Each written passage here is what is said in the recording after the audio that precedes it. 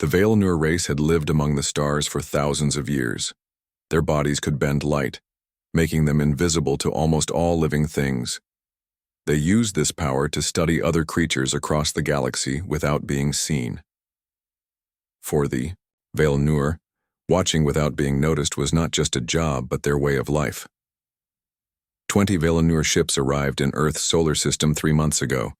They hid behind the moon, set up their equipment, and began to study humans. The Valinor Council had picked Earth as their next research project because humans seemed different from other beings they had watched before. "This planet has strange energy readings," said the lead scientist, who was called First Observer. He stood on the bridge of the main ship, looking at the blue planet on their screens. "We need to learn more about these humans." Second Observer nodded. Her light-bending skin shimmered slightly as she moved. "The Council wants a full report in 6 months. We should start with their moon base. It has fewer humans and will be easier to study up close." The moon base, named Armstrong Station, housed 50 people. It was built to test if humans could live away from Earth for long periods. The base had 6 domes connected by tunnels, with labs, living areas, and a control center. Olivia Wright was in charge of Armstrong Station. She had been a Navy pilot before joining the space program. With short brown hair and serious eyes, Olivia ran the base with calm efficiency. She was fair but firm, and her crew respected her. One Tuesday morning, Olivia sat in the main control room looking at reports. Something felt off. For the past week, small things had gone wrong around the base. Tools disappeared and reappeared in different places. Doors opened when no one was near them. Air pressure changed in rooms that were supposed to be sealed. "Greg, have you figured out what's causing the air pressure changes in Lab 2? Olivia asked her chief engineer. Greg Miller looked up from his screen and shook his head.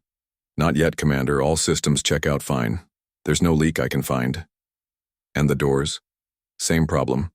The sensors say someone is there, but cameras show empty hallways." Olivia frowned. "Double-check everything. This isn't normal." Later that day, Olivia walked through the base, checking on her crew. In the main lab, she found Karen Lee working alone. "How's the plant experiment going?" Olivia asked. Karen looked tired. "Honestly, weird. Plants are growing faster than they should, and some of my samples have been moved." "Moved? By who?" "That's just it. No one. I checked the security videos, and nothing.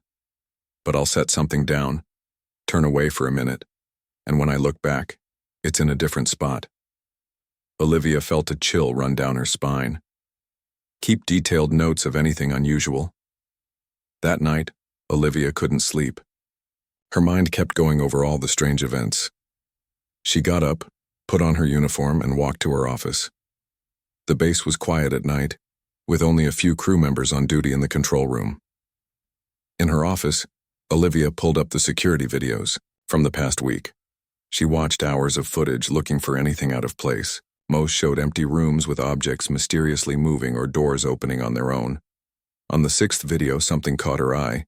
In the biology lab, a microscope slide moved slightly.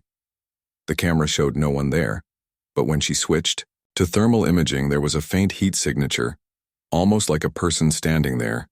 "What the hell?" she whispered. Just then, Olivia felt a slight change in the air of her office. The hairs on her arms stood up. Years of military training had made her sensitive to her surroundings. Someone was in the room with her.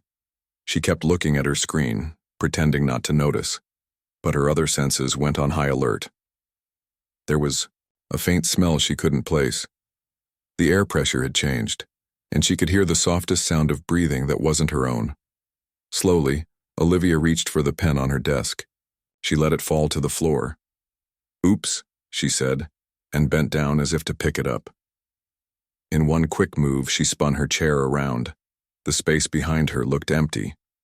But Olivia knew better. She stood up and whispered, "I know you're there." For a moment, nothing happened. Then she heard a small gasp of surprise. "You can make yourself invisible, but you still breathe," Olivia said, keeping her voice steady despite her racing heart. "And you still disturb the air when you move." The space in front of her shimmered like heat rising from hot pavement. Slowly, a shape formed. tall and slender with pale blue skin and large eyes. "Impossible," the alien said, its voice like music. "No species has ever detected us without machines." Olivia stepped back, shocked but keeping her composure. "Well, we humans are full of surprises." The alien's skin changed colors as it spoke. "I am first observer of the Vailnur. We study other life forms, we do not harm. You've been sneaking around my base, touching our equipment and spying on my crew," Olivia said. "That stops now." First observer tilted his head. "Your senses are remarkable. The council must know of this." Olivia moved to her desk and pressed the emergency button. Alarms blared throughout the base. "My crew will be here in minutes. You'd better start explaining. Others of my kind are here. They will be as surprised as I am that you can detect us." On the other side of the base, Greg was running through a hallway when he crashed into something invisible. He fell back, confused. Then the air shimmered and another alien appeared. In the plant lab, Karen gasped as two more Vailnur became visible beside her tables. All through the base, the hidden observers were revealed as the humans suddenly became aware of their presence. Back in Olivia's office, First Observer was speaking into a small device on his wrist. "All units, reveal yourselves. Our invisibility has been compromised." "How many of you are there?" Olivia demanded. 12 on your base. More on our ships." "Ships? Where?" "Behind your moon." Greg burst into the office, stopping short when he saw the alien. "Commander, there are more of them." "I know," Olivia said calmly. "Gather the crew in the main hall. Let's meet our visitors properly." Within the hour, humans and Vailnur stood facing each other in the base's largest room. The aliens were clearly uncomfortable being seen. First Observer stepped forward. "This has never happened before. In all our history, no species has detected us with natural senses alone." Olivia crossed her arms. "First time for everything. Now let's get one thing straight. This is our base. You don't touch anything without permission." "We meant no harm," First Observer said. "We only observe." "Not anymore," Olivia replied.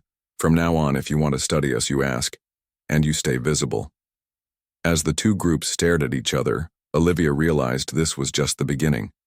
Humanity had just announced itself to the galaxy in a way no one expected, not with technology or weapons, but with the simple ability to sense what should have been impossible to detect. And somewhere in the stars, the Vailnur Council received an urgent message. Humans can see us, everything has changed. 3 days had passed since the Vailnur revealed themselves to the humans at Armstrong Station. The base now had 12 visible aliens living among 50 surprised humans. Commander Olivia Wright had set up strict rules for their guests. The aliens could observe but not touch anything without permission.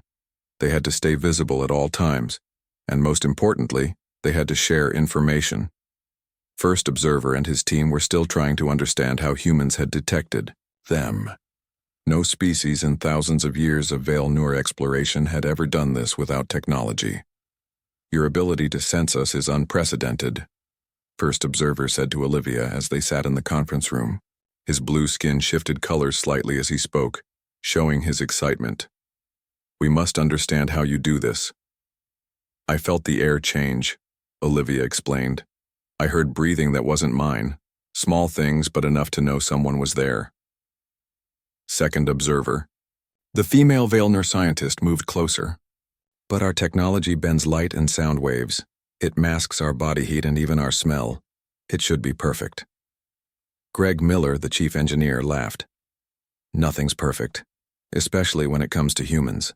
We're built to notice things that don't fit."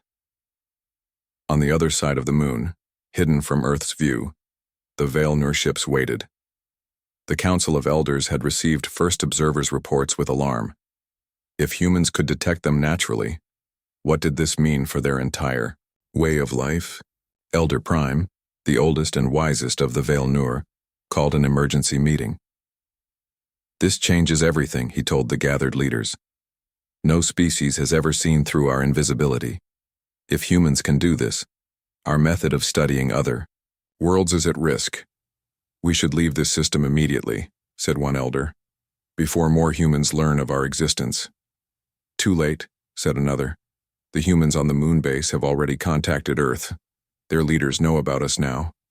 Elder Prime raised his hand for silence. We have studied thousands of species across the galaxy. We will not run away from the first one that can see us. We must learn from this. First Observer will continue his work. Back at Armstrong Station, Karen Lee was showing two Valenur scientists her plant experiments. She had gotten used to the aliens faster than most of the crew. These plants grow twice as fast on the moon as they do on Earth, she explained. We're trying to figure out why. The aliens watched with interest. One gently touched a leaf with a six-fingered hand. The cellular structure is fascinating, he said. So different from plants on other worlds. Karen smiled. You've seen plants from other planets? That must be amazing. We have studied life on over 300 worlds, the alien replied. But Earth has more variety than most. In the control center, Olivia was on a video call with General Dan Rivers at Space Command on Earth. He looked worried. The president wants to meet these aliens, Rivers said. But we need to be careful. We don't know their true intentions. They seem peaceful, Olivia replied. They're scientists, not warriors. They've been studying other species for thousands of years without being detected. Until now, Rivers pointed out. What does that say about humans?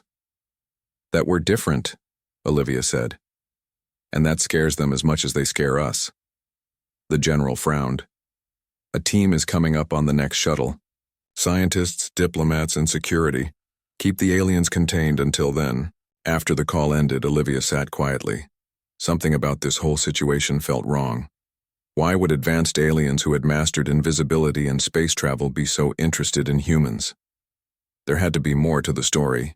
She found First Observer, in the observatory looking at the stars. There's something you're not telling me, she said directly. The alien turned, his large eyes blinking slowly. What do you mean? Why are you really studying us?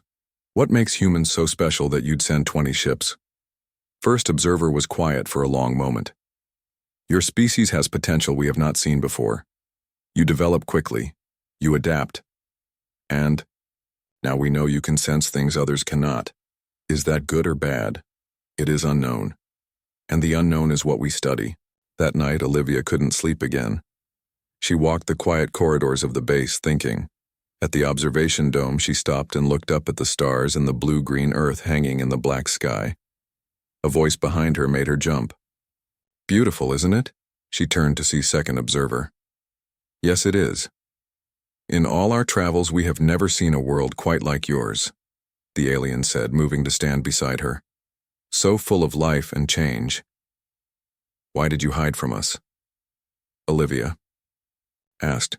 Why not just introduce yourselves? Second Observer's skin rippled with colors.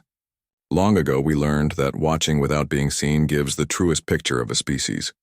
Once they know they are being observed, they change their behavior. Like when you know someone's taking your picture? Exactly. We want to see the real you, not the face you show to strangers. Olivia thought about this. But now we've seen you. Everything changes. Yes, and that is why the council is worried. Before Olivia could ask more questions, an alarm blared through the base. Red. Lights flashed in the corridors. Greg's voice came over the speaker system. Commander to control emergency. Olivia ran to the control center with Second Observer right behind her. When they arrived, Greg was staring at the radar screen. Multiple objects approaching from deep space, he reported. Not from Earth or from the Valenur ships. First Observer rushed in and looked at the screen. His color drained to a pale gray. No, he whispered. They found us. Who found us? Olivia demanded. The Krell, First Observer said, his voice shaking. They are hunters. They hate the Valenur because we will not share our technology with them. If they are here... The radar showed 5 large ships entering lunar orbit. Are they dangerous? Asked Karen, who had joined them. Very, said Second Observer. The Krell do not study, they take, they destroy. Olivia activated the base's emergency protocols. All personnel to safety stations, seal all exterior doors. She turned to First Observer. Can your ships help us? The alien shook his head. Our vessels are for research, not fighting. We must hide. No more hiding, Olivia said firmly. We face this together. The communication system crackled to life. A harsh voice spoke in a language no human had heard before. The Vailnur in the room froze in fear. What are they saying? Olivia asked. They demand we surrender. First Observer. Translated. They want our cloaking technology. And now they want humans too. Why would they want us? Because you can detect us when we are invisible. That ability would give them a great advantage. The Krell message ended with what sounded like a threat. How long until they reach us? Olivia asked Greg. 20 minutes, maybe less. Olivia looked at the frightened aliens and her nervous crew. Earth was too far to send help in time. They were on their own. Then we have 20 minutes to prepare, she said. First Observer, tell me everything you know about these Krell. Greg, Karen, gather everyone in the main hall. If these aliens want to see what humans are capable of, let's show them. As they rushed to prepare, First Observer watched Olivia with new respect. Perhaps the Council was right to be interested in humans. They did not run or hide when faced with danger. Instead, they stood their ground. The Krell ships grew larger on the radar screen. The first battle between humans and an alien threat was about to begin, and the fate of two species hung in the balance. The crew of Armstrong Station gathered in the main hall. 50 humans and 12 Vailnur stood together, watching the screens as 5 Krell ships approached the moon. Commander Olivia Wright stood at the front, trying to look calmer than she felt. The Krell will reach us in 15 minutes, she said. First Observer has told me about them. They are hunters and warriors. They want the Vailnur cloaking technology, and now they want us too because we can detect invisible things. How do we fight alien warships?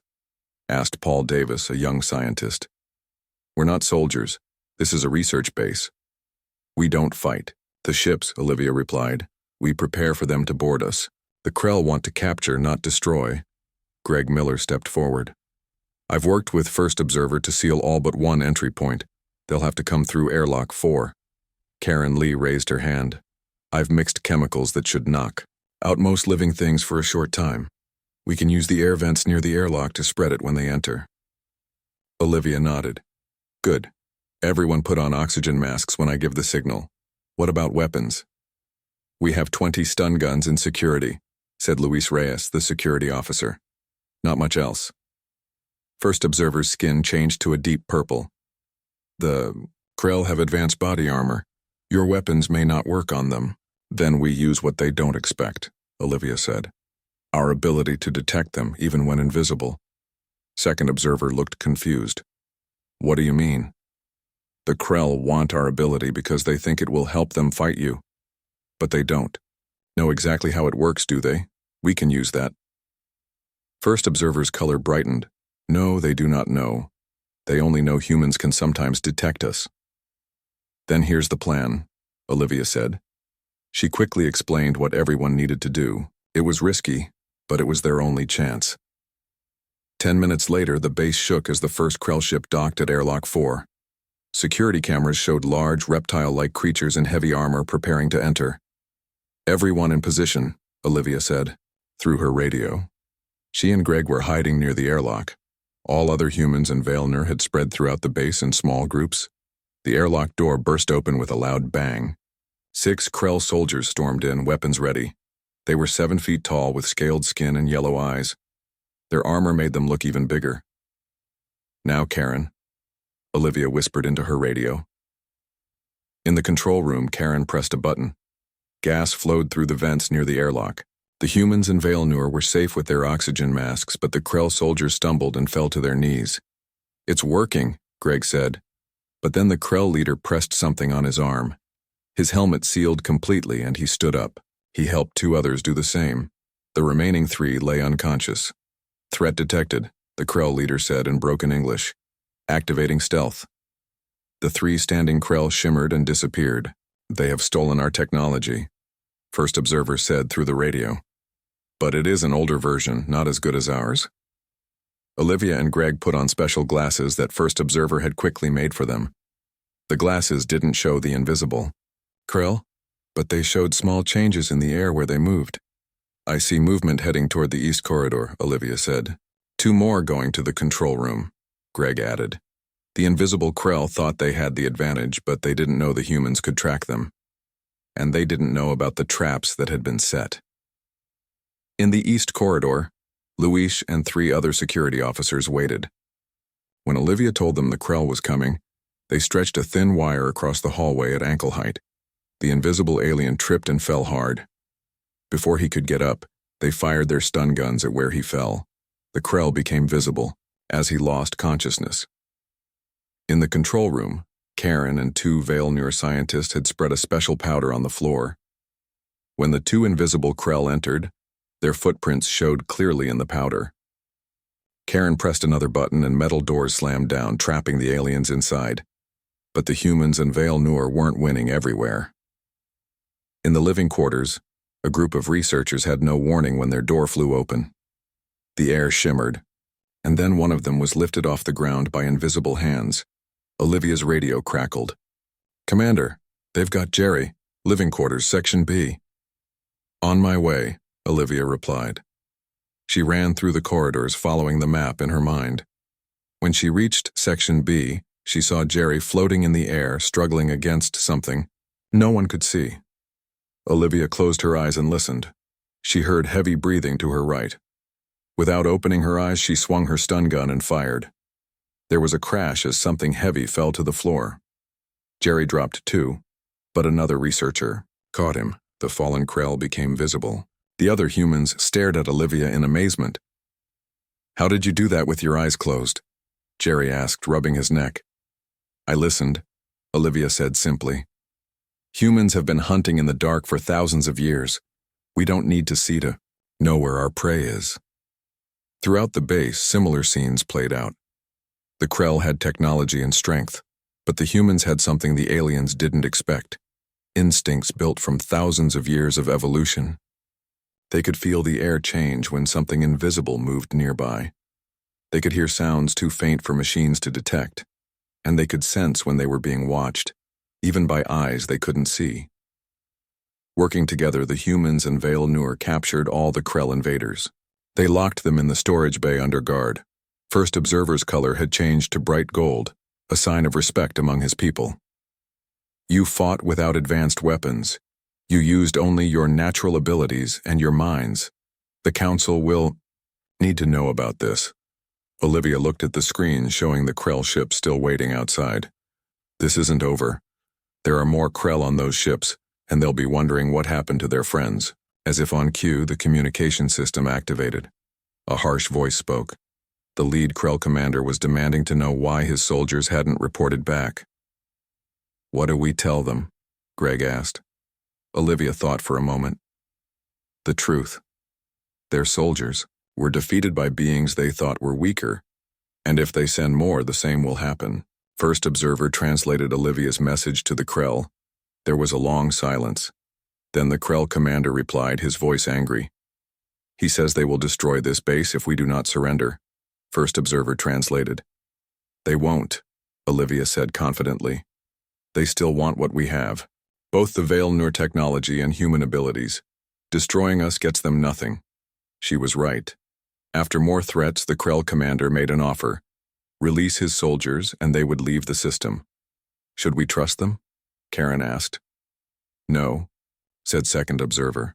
"The Krell never keep their word." Olivia had a different idea.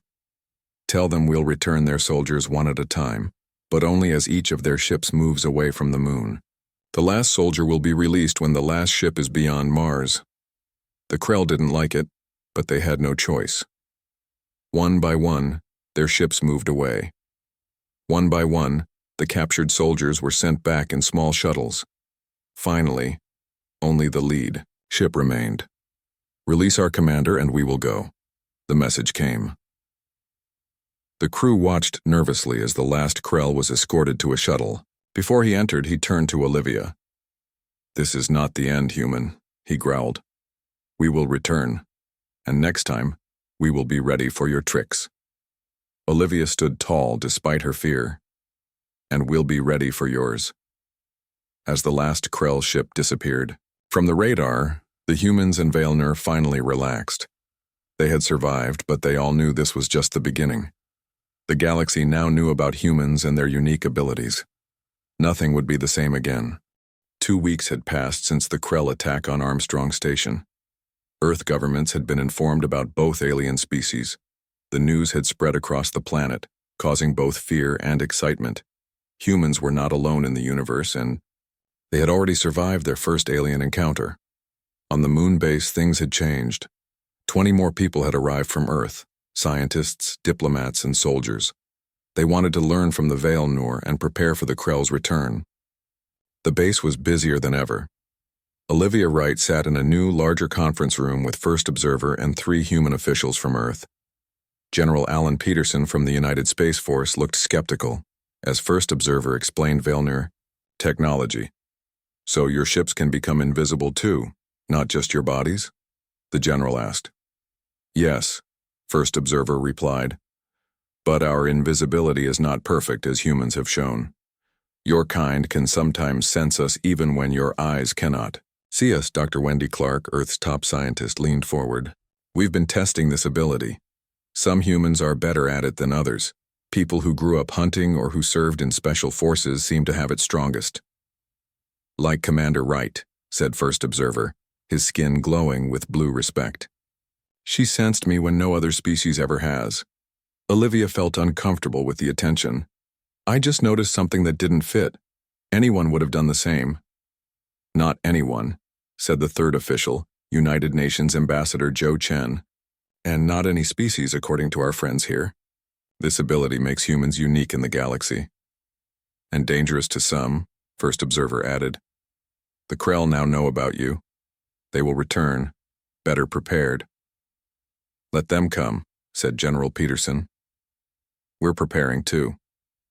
Earth is sending up defense systems for the moon base, and we're working on ways to detect their stolen invisibility technology." First Observer's skin darkened with worry. "The Krell have many ships and weapons. They have attacked dozens of worlds. But they've never met humans before," Olivia pointed out. "We surprised them once, we can do it again." After the meeting, Olivia walked with Karen through the base. New construction was everywhere. The base was being expanded and strengthened.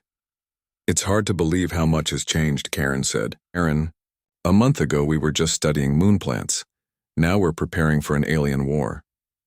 "And working with another alien species," Olivia added, nodding to 2 Vailnur who passed them in the corridor. More of the blue aliens had arrived from their ships. 30 Vailnur now lived on the base, sharing their knowledge with humans. "The Council has made a historic decision," Second Observer told Olivia later that day. "Never before have we shared our technology with another species, but we will teach humans how our cloaking works." "Why the change?" Olivia asked. "2 reasons. First, humans can detect us anyway, so the secret is already known to you. Second, we need allies against the Krell. They have hunted us for centuries, but never caught us because they couldn't see us. Now that advantage is gone." In the new science lab, Greg was working with Vailnur engineers. They had built a small device that bent light around objects, making them invisible. But as First Observer had said, it wasn't perfect. Olivia could still sense when something invisible was nearby, though she couldn't explain exactly how. "It's like a feeling," she tried to explain to Dr. Clark. "A change in the air. A sense that something is there even when my eyes say nothing is. A sixth sense," Dr. Clark said, writing notes. "Some combination of your other senses plus instinct." "Fascinating." That night, alarms woke everyone on the base. Olivia rushed to the control center, where Greg was staring at the radar screen. "Multiple ships approaching," he said. "But they're not Krell design."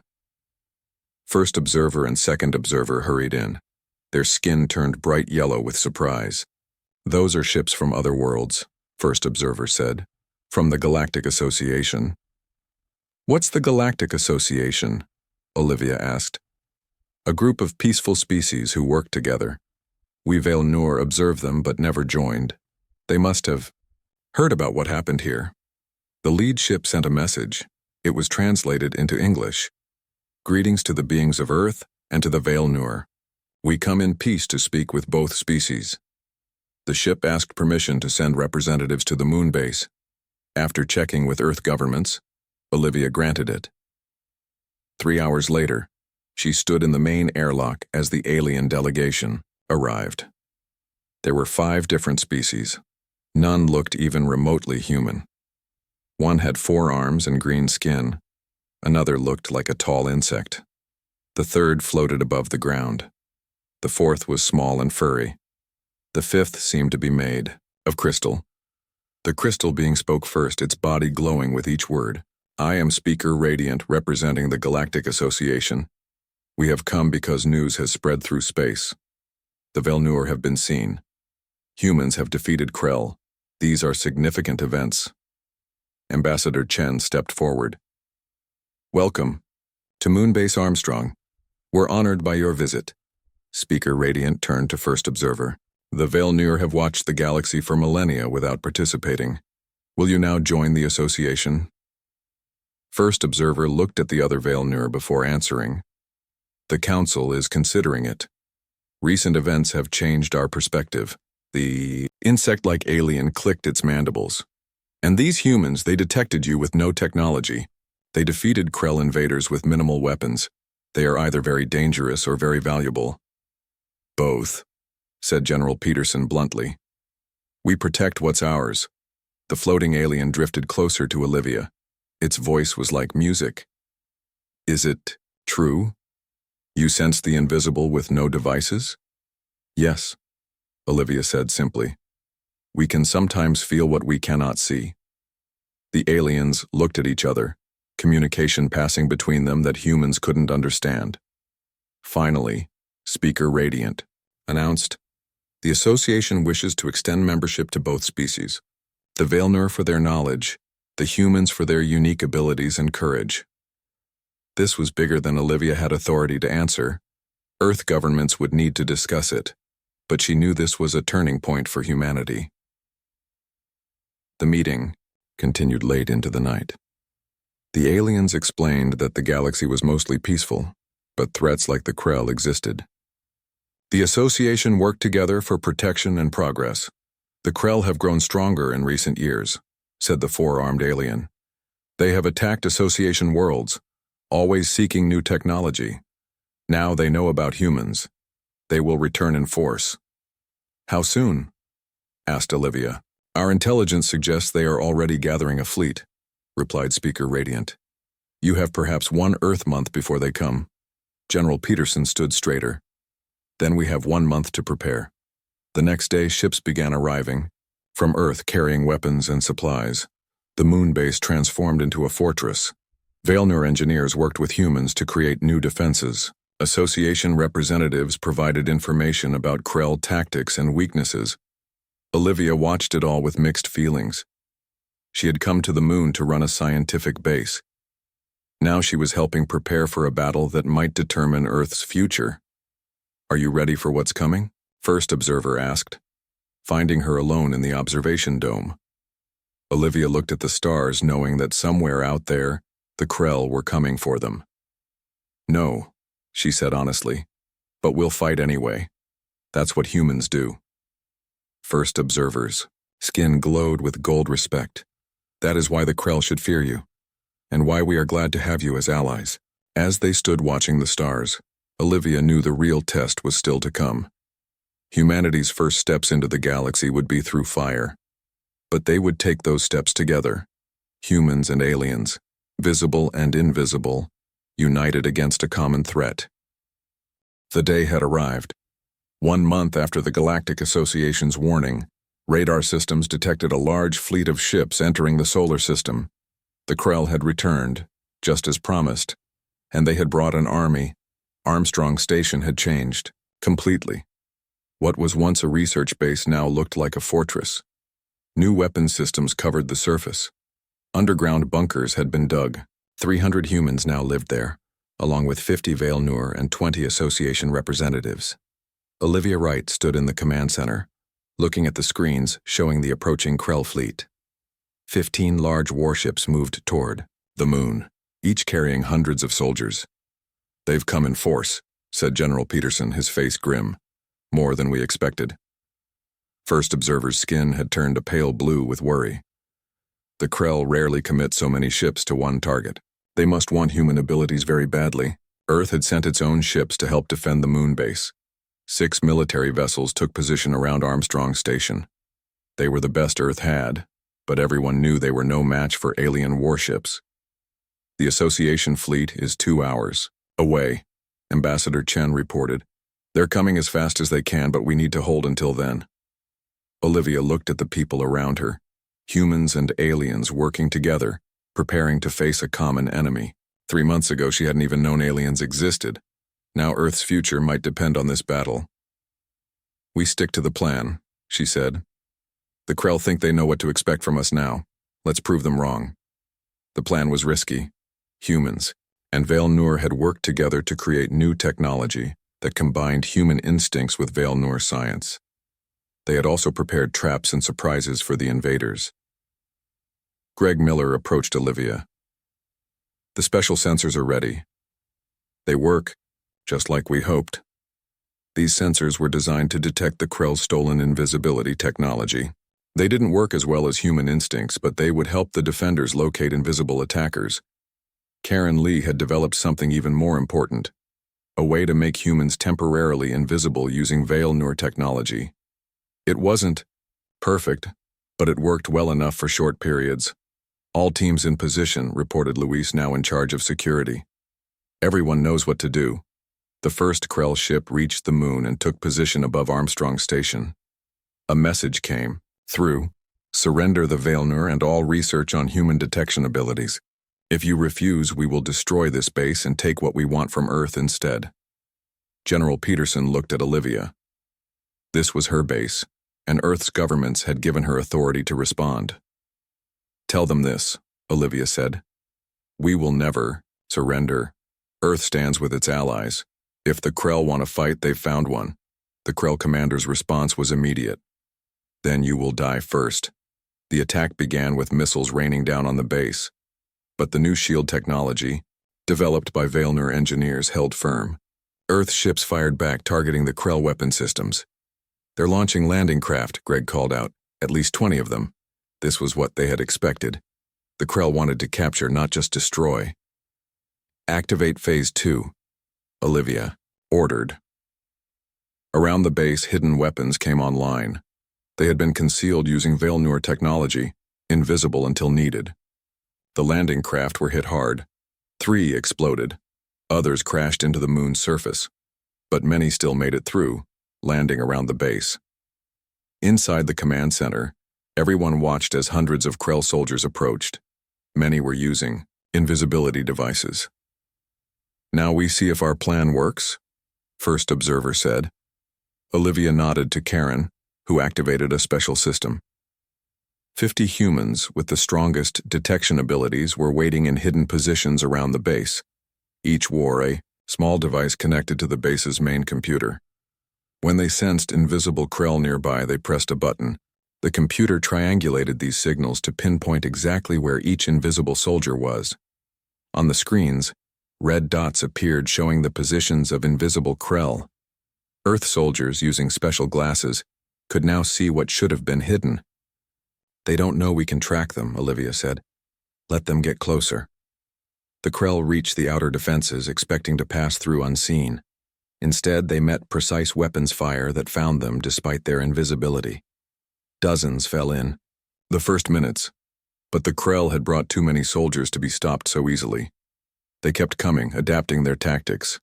They used explosives to create new entrances into the base. "They're inside sections 5 and 8, Greg reported.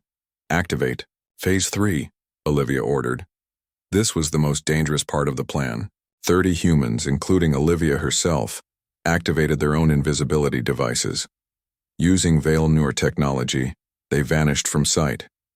But unlike the Krell, they had practiced moving silently and working together while invisible. Olivia led her team through the corridors of Section 5. They passed Krell soldiers who couldn't see them. Using hand signals only they could see, Olivia directed her team to surround a group of Krell.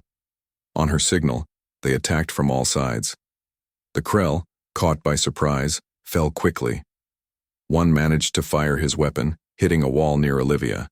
She felt the heat pass her face but kept fighting.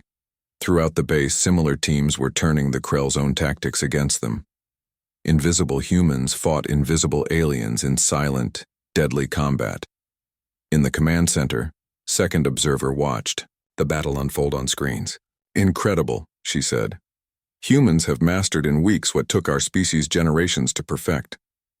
The battle raged for hours. The Krell kept sending more soldiers, but the defenders held their ground. Earth ships fought bravely against the Krell fleet despite taking heavy damage. Just when it seemed the defenders might be overwhelmed, new ships appeared on the radar. "Association fleet has arrived," Ambassador Chen announced. 10 large warships moved into position around the moon, engaging the Krell vessels. The tide of battle turned. The Krell, now caught between Earth forces and the Association fleet, began to retreat. Their soldiers pulled back from the base, returning to their ships. One by one, the Krell vessels jumped away into deep space. When the last Krell ship had gone, a cheer went up throughout Armstrong Station. Humans and aliens celebrated together. They had faced a powerful enemy and survived. In the command center, Olivia finally allowed herself to relax. Her uniform was torn and dirty, and a burn marked her arm where a Krell weapon had grazed her. But she was alive, and so was her base. First Observer approached her, his skin glowing bright gold with respect. "The Council has sent a message. They wish to formally ally with Earth.